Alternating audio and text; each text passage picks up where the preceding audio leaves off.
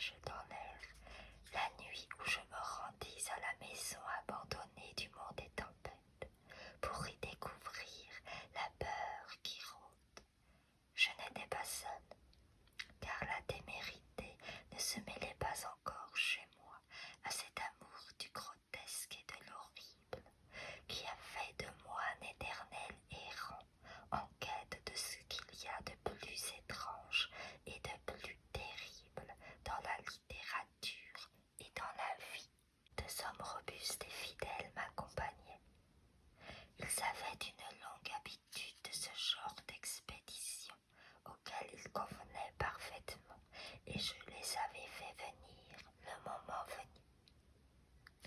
Nous avions quitté le village discrètement à cause des journalistes qui ne cessaient d'y rôder depuis la panique affreuse du mois précédent.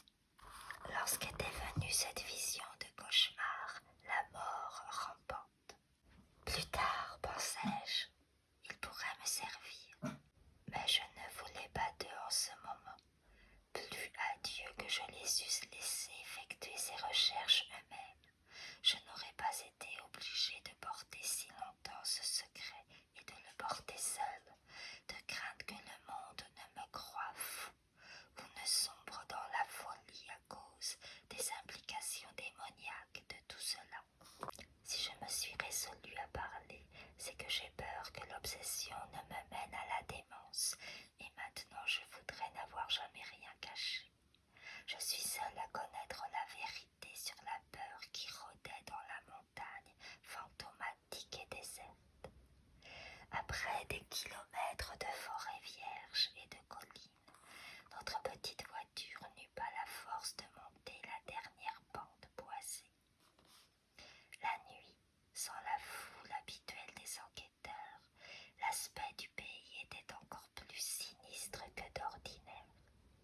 Aussi fûmes-nous souvent tentés d'allumer les phares à acétylène, qui risquaient pourtant d'attirer l'attention. Ce paysage n'était vraiment pas agréable une fois la nuit tombée, et je crois que j'aurais remarqué son apparence morbide, même en ignorant tout de la peur qui y rôdait. Il n'y avait pas de bêtes sauvages. Elles se tiennent coites au voisinage de la mort.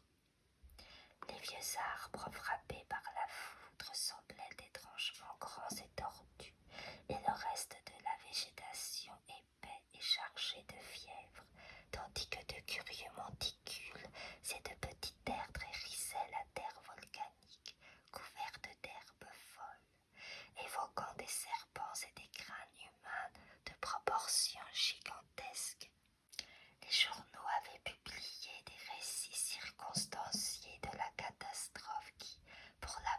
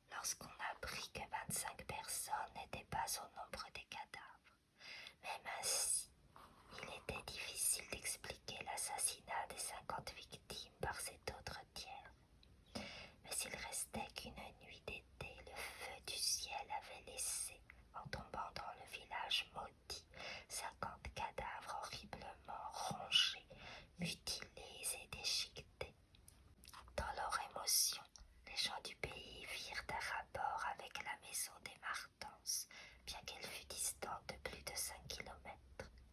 Les policiers, plus sceptiques, n'examinèrent que rapidement la maison au cours de leurs investigations et constatant qu'elle était entièrement abandonnée, ne s'en occupèrent plus.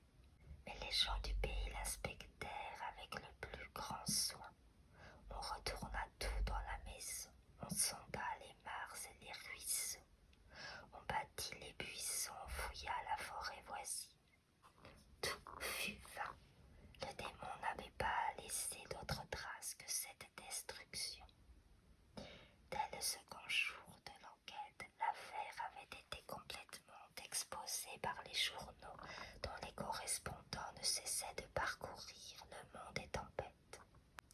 Ils décrivaient la maison avec grand luxe de détails et tentaient d'élucider le mystère en interrogeant les vieillards du pays.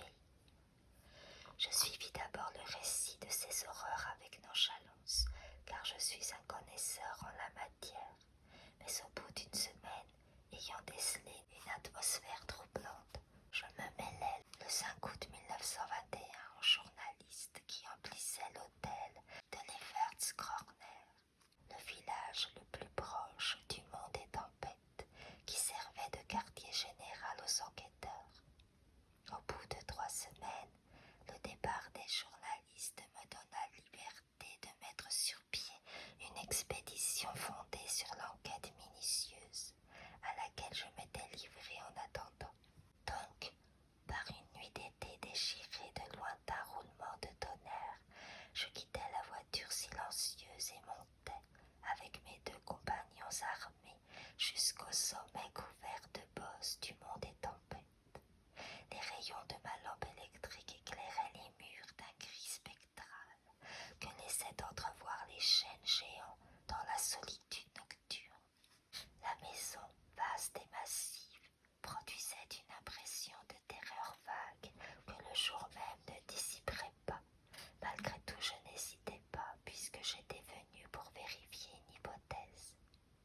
À mon avis, le tonnerre faisait sortir le démon mortel de sa cachette, et que ce démon fût un être matériel ou une vapeur pestilentielle. J'avais déjà fouillé la maison de fond en comble. J'avais bien l'intention de le voir. Aussi mon plan était-il tout prêt. J'avais décidé de m'installer pour faire le guet dans ce qui avait été la chambre de Jeanne Martens, dont le meurtre occupe tant de place dans les légendes du pays. Il me semblait que l'appartement de cette ancienne victime était celui qui convenait le mieux à mes projets. La pièce, d'environ 6 mètres, contenait, comme les autres, tout un fatras, vestige du mobilier d'autrefois. Située au second étage, à l'angle sud-est de la maison, elle était éclairée par 2 fenêtres sans vitres ni volets, une grande à l'est et une petite à l'ouest. En face de la plus grande se dressait une immense cheminée hollandaise, revêtue de carreaux de faïence illustrant l'histoire du fils prodigue. En face de la petite fenêtre, un vaste lit avait été aménagé dans le mur. Les roulements du tonnerre, bien qu'assourdis par les arbres, allaient en augmentant. Je mis au point mon plan. Je commençai par fixer côte à côte au bord de la grande fenêtre les 3 échelles de corde que j'avais apportées. Je savais, pour les avoir essayées, qu'elles permettraient d'atterrir sur l'herbe en un endroit commode.